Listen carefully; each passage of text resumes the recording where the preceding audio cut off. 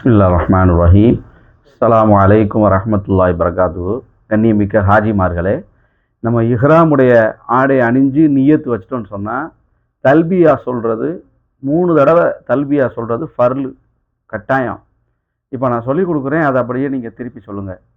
லப்பைக் அல்லாஹும்ம லப்பைக் லப்பைக் லா ஷரீக லக லப்பைக் இன்னல் ஹம்த வன்னிஅமத லக வல் முல்க் லா ஷரீக லக் லப்பைக் அல்லாஹும்ம லப்பைக்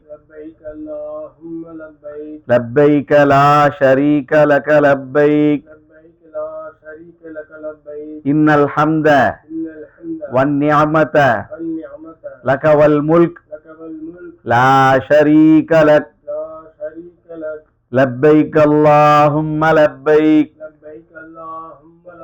லப்பைக லா ஷரீக லக லப்பைக்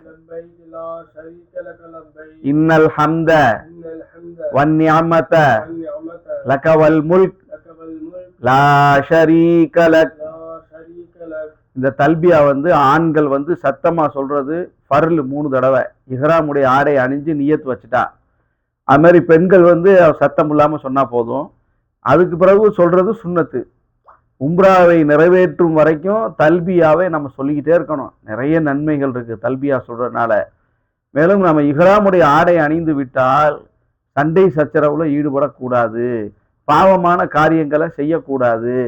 ஏன்னா இஹ்ராமுடைய ஆடை அணிந்த நிலையில நாம் செய்யக்கூடிய பாவங்கள் அது வாழ்நாள் முழுவதும் பிரதிபலிக்கும் என்பதாக உலமா பெருமக்கள், அனுபவசாலிகள், இறைநேசர்கள் சொல்றாங்க. அதனால இஹ்ராமுடைய ஆடை அணிந்து விட்டால் நம்ம பொறுமையை கடைபிடிக்கணும், யாரு கூடயும் சண்டை போடக்கூடாது, விட்டு கொடுக்கணும்.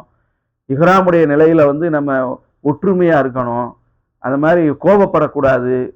இந்த மாதிரி நம்ம தன்மைகளோடு நம்ம உம்ரா செய்யும் பொழுது அல்லாஹு தாலா அன்று பிறந்த பாலகனை போன்று, எப்படி ஹஜ்ஜி செய்யக்கூடிய ஹாஜி அன்று பிறந்த பாலகனை போன்று பரிசுத்தமாகிறார் என்று நபி ஸல்லல்லாஹு அலைஹி வஸல்லம் சொன்னாங்க. அதே போலதான் உம்ரா செய்யக்கூடிய அந்த ஹாஜியும் அன்று பிறந்த பாலகனை போன்று பரிசுத்தமாகி விடுகிறார் என்று சொன்னாங்க.